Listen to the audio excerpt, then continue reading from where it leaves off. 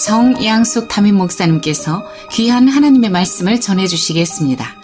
은혜의 시간 되시길 바랍니다.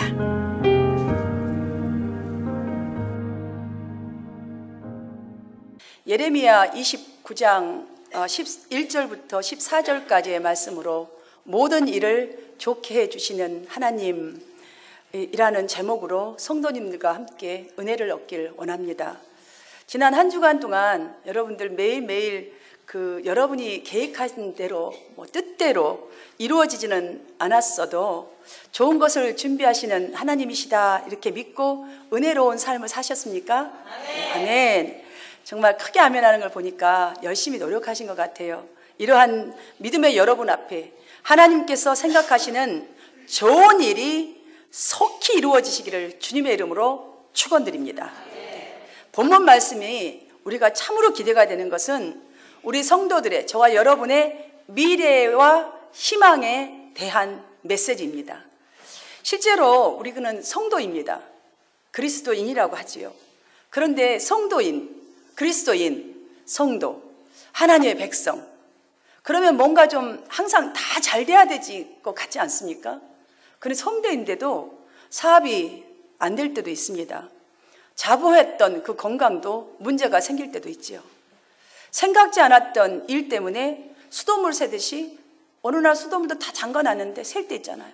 이렇게 새듯이 문제도 생기고, 또한 줄줄줄줄 그동안에 열심히 모아놨던 그 물질들이 줄줄 새 나가는데도 하나님은 그냥 두고 보시는 것 같고 그냥 내버려 두시는 것 같을 때가 얼마나 많습니까? 여러분 인생에 예수 믿으면서 이런 경험 없으십니까? 그냥 나는 별로 봐주지 않는 것 같고 나의 일은 지금도 뭔가 응답도 안 해주시는 것 같고 계속 지속되는 어려움은 지속되는 것 같을 때가 있지요. 전능하신 하나님이신데, 무에서 유로 세상을 창조하신 하나님이신데, 당신의 백성들인데 왜 도와주시지 않고 그대로 두시는 것 같은 느낌이 들까요?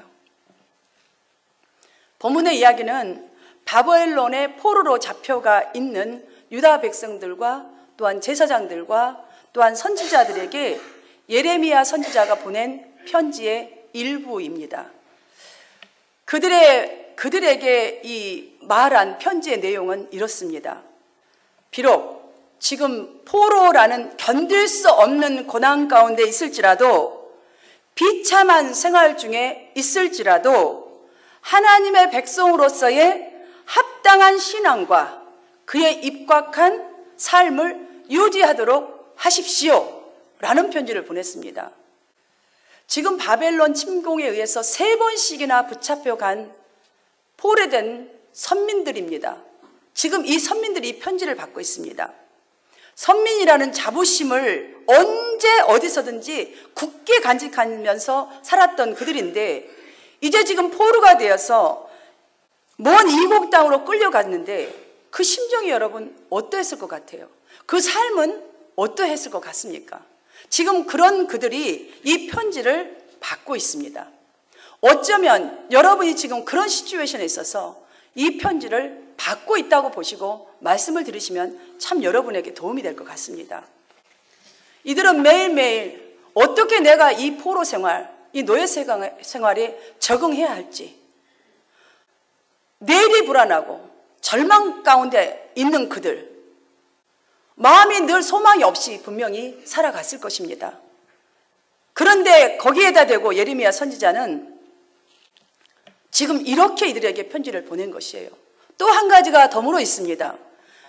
본문 전에 28장, 예레미야 28장 15절에 보면 하나냐라는 거짓 선지자가 이 포로로 잡혀간 그들에게 이렇게 예언을 미루서 했습니다. 2년 안에 바벨론이 꺾어지고 여러분 모두는 귀환할 것입니다. 이 거짓 예언을 아주 믿도록 그럴싸하게 저들을 다 아주 현혹하게 만들어버렸습니다. 이런 와중에 이 편지를 받은 그들입니다. 이들은 분명히 그 말에 혹했을 거예요. 여러분 그렇잖아요. 여러분 점치러 왜 가죠? 지금 뭔가 알아보러 가는 거잖아요. 그러면 혹해버리잖아요. 절대 여러분 점치러 가지 마세요. 점치는 것 가지고 여러분 절대 되지 않습니다. 왜냐하면 이거는 사단의 어둠의 정체예요. 죽고 사는 문제, 여러분 축복 주는 문제 절대로 그들이 줄 수가 없어요. 그런데 과거는 맞힐 수가 있어요. 왜냐? 하나님의 하시는 일을 하도 많이 봐가지고 카피하는 거예요. 여러분의 절대 마지막에 축복이라는 문제 해결은 그들이 주지 않는다는 거예요. 이 사실을 알아야 합니다. 근데 우리는 이걸 딱 믿으면요, 이게 희한하게 평생 가요. 당신의 49살이 어쩌면 안 좋습니다. 그럼 49살까지 무슨 일 있나? 우리 굉장히 그걸 현혹하죠. 자, 이들이 바로 그렇습니다. 우리나라로 곧 돌아갈 거야. 그러다 보니 포로 생활에 적응을 할 수가 없는 상황이 돼버린 것이지요. 적응을 할 수가 없으면 누구 손에? 그들의 손이었지요. 지금 그런 그들에게 포로가 되어 당한 고통은 재앙이 아니라고 말하고 있어요. 지금 자기들은 죽겠는데 재앙이 아니래요. 미래의 희망을 주는 하나님의 정하신 뜻이라고 말하니 얼마나 이가 갈리겠어요. 하나님의 백성인 난데 어머, 이게 재앙이 무슨 재앙이 아니라 하나님의 뜻이라? 이 말도 안 돼. 또 있습니다. 묵묵히 현실 속에서 하나님의 백성답게 포로 생활에 잘 안착하여서 적응하라고 하는 것이에요. 여러분, 이 말을 들으면 화날 거예요. 분명히 여러분도 화내실 거예요. 제가 여러분들에게 바른 말 해주면 여러분 시험 들어버리잖아요. 속상하잖아요. 목사님 나 싫어한가 봐. 나만 쳐다보고 있나? 여러분 그러잖아요. 지금 이들에게, 그리고 또 있습니다. 바벨론 땅에 잡혀온 이 바벨론 땅을 위해서, 원수 같은 이 땅을 위해서 평안을 기도하래요. 이 성읍이 평안해야 너희도 평안하다라는 편지를 지금 보내온 거예요. 저들이 지금 혹해서 믿고 있는 하나냐 선지자의 말보다는 이 예레미야 선지자 말은 정반대의 말을 하고 있습니다. 얼마나 듣기 싫은 말이었겠어요. 얼마나 죽으란데 더 죽은 것 같은 소리겠어요. 그런데 본문 10절 말씀을 또 보십시오. 유다 백성들이 포로로 잡혀가 생활한 지 70년이나 되었다고 합니다. 선민 사상이 짙은 사람들에다 자신들이 바라는 것이 해방할 것이라고 믿는 이 말을 더 믿었을 것인데, 지금 그런데 여태까지 하나님의 백성인 자신들이 포로 신세가 되어서 사는 것도 이해가 안 되는 거예요. 하나님 왜 이렇게 나를 이대로 두시나 이해가 안 되는데, 지금 자신들을 이렇게 만든 바벨론 그 사람들을 향하여서 기도하랍니다. 평안을. 그들을 무너뜨려줘도 지금 속이 시원치 않을 판국에. 여러분, 그런데 또 있습니다. 단호하게 10절에서 여호와께서 이와 같이 말씀하셨느니라. 11절에도 여호와의 말씀이니라. 14절에도 이것은 여호와의 말씀이라 라고 합니다. 하나님의 말씀이라고 지속적으로 각 구절마다 지금 주장하고 있습니다. 하나님의 말씀이라고 아주 못을 받고 있는 것이에요. 지금 재앙이 너희의 미래의 희망이라며 지난날의 잘못을 회개하고 온 마음으로 하나님께 기도하면 하나님이 들을 것이다, 이렇게 말합니다. 사랑하는 여러분, 지금 여호와의 이 편지의 말씀들을 말씀 자체로나 아니면 상황, 속해 있는 우리의 상황 자체로 말씀을 들으시지 마세요. 영으로 들으셔야 합니다. 이 말은 하나님이 어떤 뜻이 있는가, 하나님의 뜻에 맞춰서 듣는 것이 영적인 말입니다. 그렇게 들으셔야 이 말씀이 여러분에게 힘이 되고 소망이 되고 얼마나 대대한 미래에 대한 희망인지 여러분이 깨닫게 될 줄로 믿습니다. 이 말씀들의 영적인 뜻은 이 재앙을 통해서 너희들의 믿음을 회복시키겠다는 거예요. 지금 하나님이 이거 아니면 든든한 믿음이 될 수 없다는 거예요. 이 험난한 세상을 절대로 이길 수가 없기 때문에 지금 그의 한난이 바로 당신들의 믿음을 회복시키고 있는 중입니다라는 뜻이에요. 또 한 가지 있어요. 하나님과의 올바른 관계를 정상화시키는 것이 현재 하나님이 여러분들에게 향하신 목적입니다라는 말씀이에요. 지금 그걸 뭔가 하시고 계신다는 것이지 않습니까? 여러분의 삶이 회복 전에 여러분의 믿음이 먼저 신앙이 회복되어야 한다는 말씀인 것이지요. 여러분, 신앙이 무엇입니까? 신앙. 본문 10절 하반부에 말씀하고 있는 것처럼 하나님이 나를 돌보시고 하나님이 말씀하신 것은 분명히 나에게 반드시 성취하신다는 이 하나님을 믿는 것이 신앙입니다. 이것이 믿음이에요. 이것을 믿었을 때 우리가 행동이 달라질 수가 있습니다. 미워할 수밖에 없는 사람도 미움으로 보지 않을 수 있습니다. 이 믿음이 있어요. 왜냐? 하나님의 것을 다 갖고 있기 때문에 이런 것은 아무것도 아니에요. 적당한 일은.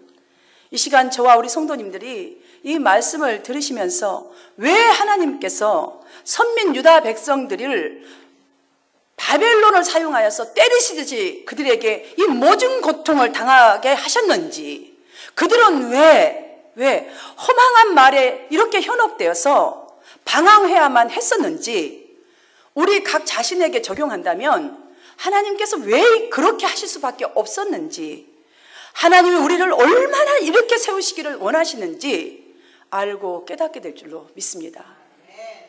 여러분, 포로로 잡혀간 이 사람들은 누구입니까? 누구이죠? 요즘 말로 하면 누구이죠?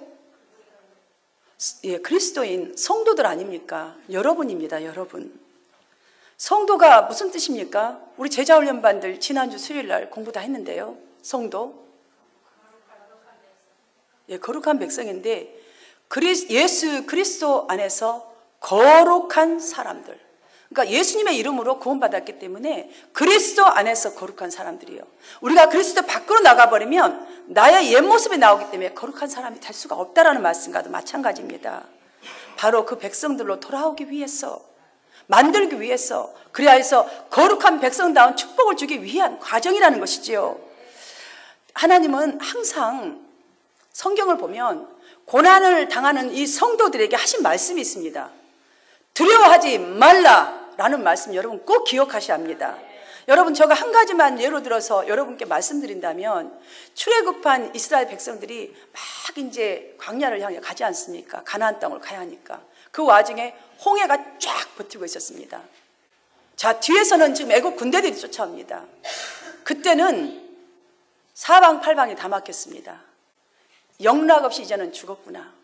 떨고 정말 어쩔 줄 모르고 있을 때에 하나님은 모세를 통해서 뭐라고 말씀하셨습니까? 너희는 두려워하지 말고 가만히 서서 여호와께서 오늘 너희를 위하여 행하시는 구원을 보라, 이렇게 하셨습니다.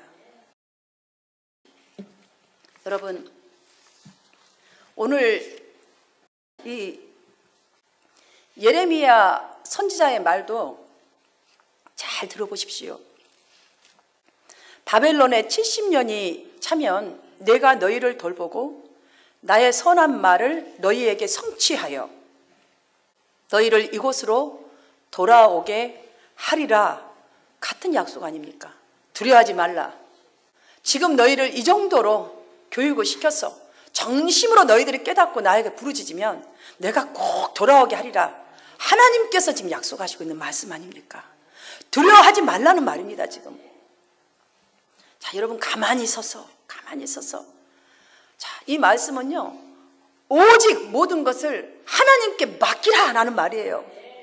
여러분, 왜 그들이 이렇게 된 것인지, 누가 자초한 것인지 아직도 이해가 되지 않고, 여러분 마음에도 지금 이것이 왜 이렇게 되는 것인지, 이렇게 왜 자초가 되었는지, 여러분 그것 때문에 평안하지 않으십니까? 여러분, 내일로 미룰 것이 아니라 지금 하나님을 향한 믿음의 첫사랑을 회복해야 합니다. 다시 부르짖는 기도를 시작해야 할 때입니다. 믿음을 지금 회복해야 할 때입니다. 이것이 바로 가만히 서서 구원을 행하실 나 여호와를 보라, 이 말씀과 똑같은 말씀입니다.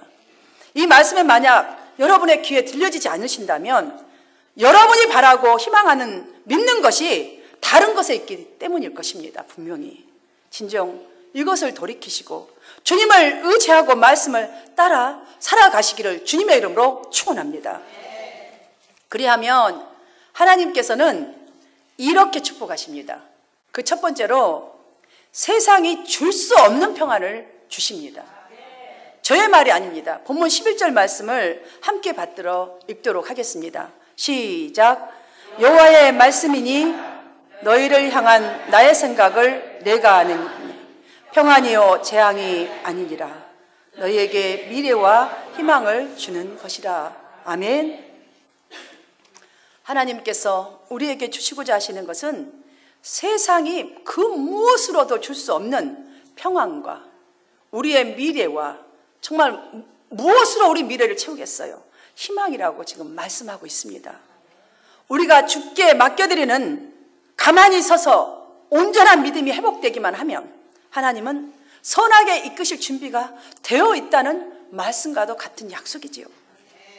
사랑하는 여러분, 제가 어떤 한 분의 인생이 완전히 바뀐 그 이야기를, 제가 하나 사건의 이야기를 여러분에게 들려드리겠습니다.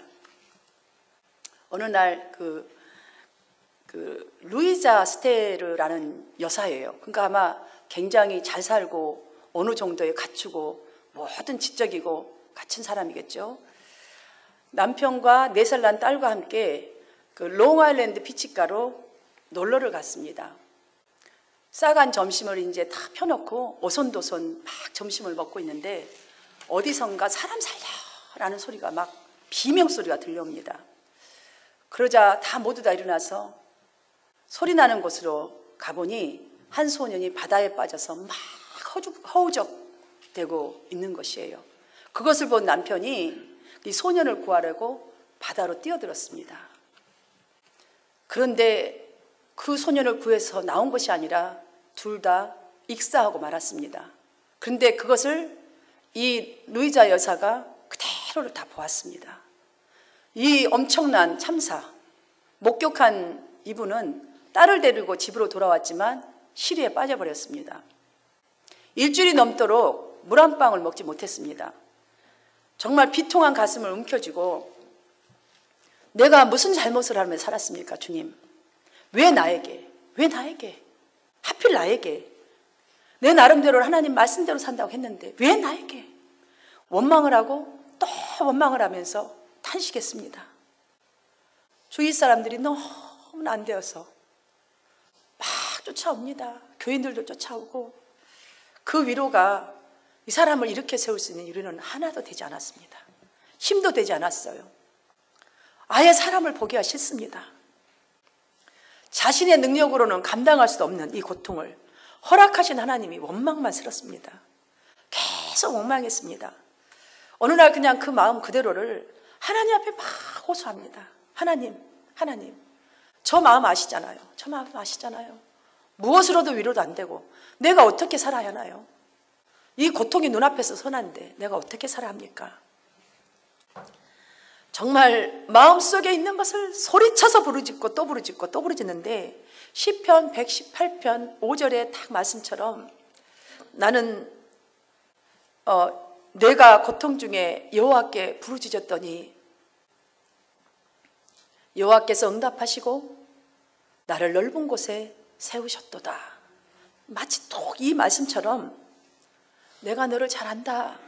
주님이요, 무슨 소리가 오신 것도 아니에요. 그렇게 고통하고 눈물 뿌리고 기도하고 또 기도하는데 내가 너를 잘 안다. 너를 향한 나의 생각은 재앙이 아니야. 정말로 평안을 주는 거란다. 이런 말씀이 쫙 스쳐가자마자 터질 것 같고 답답했던, 숨이 멎을 것 같은 답답한 이 마음이 나도 모르는 사이에 평안으로 가득 채워지는 체험을 하고서 그때의 심정을 찬송시로 쓴 것이 조금 전에 우리가 부른 542장 구주 예수 의지함이 심히 기쁜 일일세 라는 찬송입니다. 여러분, 이 찬송들은요, 한 사람 한 사람들이 정말로 하나님의 이 사랑을 체험하고 어떤 고통 속에 만났을 때 지은 찬송가들이에요. 나중에 이 찬송가를 다시 한번 돌아가서 여러분 읽어보십시오. 세상에서 누구도 줄 수 없고 나의 이 아픈 가슴 누구한테 말한다고 해결이 되겠어요? 그게 온전히 위로가 되겠습니까? 그날 이후에 그녀의 인생이 바뀌었습니다. 아프리카 선교를 자원하였고 30년 동안 나머지 인생을 영혼을 구원하기 위해 행복한 마음으로, 그 아프리카가 얼마나 힘든 나라입니까? 전생을 다 바쳐서 복음을 증거한 선교사의 삶으로 인생을 마쳤습니다. 그녀가 죽었을 때의 동료 그 그릴레이 선교사님이 이렇게 추모했습니다. 그녀는 죽었지만 그녀의 찬송이 사람들에게 불려지는 한 그녀는 영원히 기억될 것이다. 그 사람의 믿음은 영원히 기억될 것이라고. 하나님을 찾은 그 기쁨을 모두에게 전달될 것이라고. 사랑하는 여러분, 여러분들이 당하는 이 힘든 고난 꼭 죄가 있어서 그렇게 당하는 것이 아닙니다. 여러분, 내가 무슨 죄를 지었다고 생각하지 마십시오. 믿음이 선한 성도가 되는 과정에는요, 이 좋은 믿음으로 되는 과정에는 항상 일이 있습니다. 그래서 정금까지 나오리라고 우리를 연단한다고 하시지 않습니까? 그리고 세상이 줄 수 없는 이 평안을 얻을 수 있는 축복을 얻는 과정 속에서도 우리가 감당하기 힘든 어려운 신면에 그 시험에 직면하기도 한다는 사실을 꼭 기억하시기를 바랍니다. 여러분은 지금까지 어떤 평안이 진짜 평안이라고 생각하시고 사셨습니까? 주님께서 주시고자 하시는 평안은 우리가 생각하는 차원의 평안이 아닙니다. 그 어떤 절망도 이길 수 있는 힘을 말하는 것이에요. 그러하게 여러분, 어떤 것을 포기하고 싶을 상황일 때마다 평안이 넘치는 생활을 할 수 있게 하실 하나님의 섭리에 좀 주목해 보시기를 바랍니다. 여러분이 어떤 것에 두려움에 떨릴 때마다, 지칠 때마다 포로되어서 보통받던 이 백성들에게 하나님의 말씀이니라, 너희를 향한 나의 생각은 재앙이 아니라 평안이라, 너희에게 미래와 희망을 주는 것이니라, 이 말씀을 기억하시기를 바랍니다.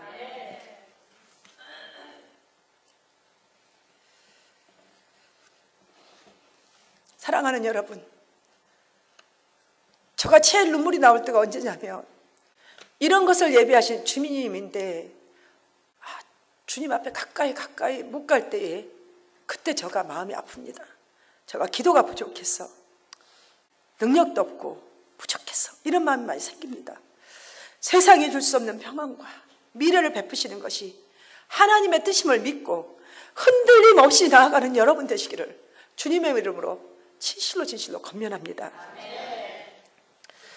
매일 아침에 일어나면 여러분, 좋은 것을 준비하시는 하나님을 생각하면서 저를 한번 따라해 봅시다.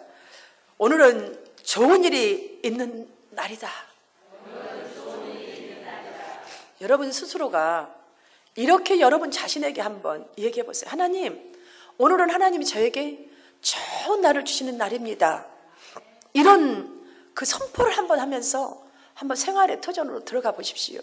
저는 항상 눈을 딱 뜨자마자 하나님 하루를 주셨습니다. 감사합니다. 먼저 합니다. 또 하루의 생명을 주셨습니다. 그 다음에 제가 생각하는 게 있습니다. 나에게 사명이 있구나. 오늘 하루를 또 멋지게 살아라고. 저는 항상 그 생각을 합니다. 기회를 주셨구나. 또 하루를 멋지게 살 수 있도록. 이 생각을 하면 여러분, 나의 힘으로 하는 것이 아니라 하나님이 공급하시는 힘을 의지할 수밖에 없게 되더라고요. 오늘은 좋은 날이 나에게 있을 것이야. 하나님이 그렇게 나를 인도하실 것이야. 여러분, 이렇게 일터로 향하시기를 주님의 이름으로 축원드립니다.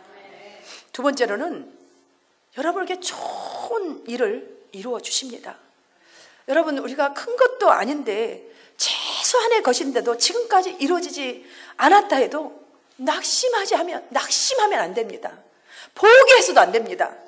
우리가 꼭 믿어야 할 것이 있습니다. 나에게 좋은 계획을 가지고 계시는 하나님을 믿으십시오. 그리고 한 가지 또 있습니다. 내가 해야 할 일이 있습니다.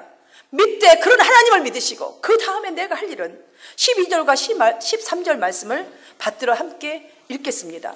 시작. 너희가 내게 부르짖으며 내게 와서 기도하면 내가 너희들의 기도를 들을 것이요 너희가 온 마음으로 나를 구하면 나를 찾을 것이요 나를 만나리라. 아멘. 여러분 자신들을 위해 기도하는 것도 물론 중요합니다. 그러나 이 차원을 좀 벗어나야 됩니다. 여러분 자신들을 위해 기도하는 차원이 아닌 오직 하나님의 말씀에 내가 객관적으로 서는 훈련이 되도록 전심을 다해서 기도하십시오. 이것이 바로 우리가 해야 될 일이에요. 그러면 여러분들이 필요한 것들은 평안이요, 미래의 희망이요, 소망은 하나님이 이루어주실 일이라고 지금 약속을 분명히 주셨습니다. 위에 말씀을 한번 보시면 언제나 희망을 잃지 않고 기도하는 사람에게 하나님의 생각하는 좋은 일로 당신께서 축복해 주시겠다는 약속이 이 당신의 계획이라는 이 사실을 우리가 지금 알 수 있지 않습니까? 나를 찾고 나를 부르짖고 나를 이렇게 보면 낫게 하리라, 만나리라, 이렇게 이루리라 이렇게 하시잖아요. 하나님께서 정하신 축복이 지금 우리 앞에 놓여 있다는 말씀과도 동일한 말씀입니다. 지금 너희 앞에 있다는 말씀이에요. 미래와 이 희망에 대해서 말씀하신 것은, 그래서 이 희망을 가지고 소망을 가지고 매일매일 이 땅에서 우리를 성도로서 온전한 삶의 힘을 주기 위해서 지금 미래와 희망이 있느니라 이 말씀을 지금 하고 계신 것을 믿으시기를 바랍니다. 사실 우리의 삶 속에는요, 우리를 포로처럼 사로잡아서 기쁨으로 주님께 나오지 못하도록, 돌아오지 못하도록 하는 것들이 헤아릴 수 없이 많습니다. 그것들은 잃어버린 건강일 수도 있습니다. 실패한 계획일 수도 있습니다. 여러분, 무너진 사업일 수도 있습니다. 너무나 열심히 했고 소망을 가졌지만 사업이 잘못된 일일 수도 있어요. 비틀어진 사람들의 관계일 수도 있습니다. 많은 사람들은, 많은 성도들은 이럴 때 밖으로 나가기 싫어합니다. 안에 갇히기 시작합니다. 그러나 여러분 하셔야 합니다. 돌아오게 하는 것, 회복되게 하는 것, 나를 나가 되게 하는 것, 나를 하나님의 백성으로 온전히 만드는 것은 하나님의 인도하심으로만 온전히 가능하다는 이 사실을 알 때에 사랑하는 여러분, 힘을 내어 주님 앞으로 나와야 합니다. 하나님만이 하실 수 있는 일입니다. 열왕기하 20장 5절 중반절로 하나님 여호와의 말씀이 내가 내 기도를 들었고 내 눈물을 보았노라. 내가 너를 낫게 하리라 라고 말씀하셨어요. 하나님이 우리가 어떻게 기도해들 간에 여러분의 소리를 듣고 계셔요. 여러분이 눈물을 보셨나요? 하나님은 보고 있다는 것이에요. 분명히 낫게 하리라고 하셨지 않습니까? 하나님의 눈물병에 오케이, you pass 할 때까지 여러분 기도하세요. 이 사실을 확증하는 말씀이 바로 오늘 본문 11절 말씀입니다. 여호와의 말씀입니다. 너희를 향한 나의 생각은 재앙이 아니요 평안이라. 너희의 미래에 희망을 주는 것이라. 여러분 믿으십니까? 아멘. 여러분이 얼마만큼 하나님께 눈물을 보이셨습니까? 얼마만큼 하나님께 무릎을 꿇어 보셨습니까? 분명 주님이 여러분의 그 눈물 보셨고 여러분의 그 무릎 보셨습니다. 분명히 낫게 하시리라. 이 믿음으로 하나님을 여러분의 하나님으로 만드시기를 축원합니다. 이것이 중요해요. 여러분의 하나님으로 만드세요. 하나님은 이미 여러분이 되었는데 내가 아직 나의 하나님으로 만들지 못했다는 것이지요. 하나님이 여러분의 마음도 여러분의 이 삶의 문제도 낫게 하실 때는 기대하십시오. 세상의 풍요 정도가 아닙니다. 세상이 말하는 평화 정도가 아닙니다. 하나님의 사람으로 하나님의 영원한 나라의 새 역사를 이루어가는 주역으로 쓰임받도록 첫 번째, 세상이 줄 수 없는 평안을 여러분에게 주십니다. 두 번째로는 결국 좋은 것으로 주신다는 것입니다. 여러분, 문제를 해결하려고 절대 빠지기 쉬운 것들에 속아서 방황하지 마십시오. 오로지 지금 주어진 현실 속에서 유일하신 하나님을 붙들고 신뢰하시고 최선을 다해서 사십시오.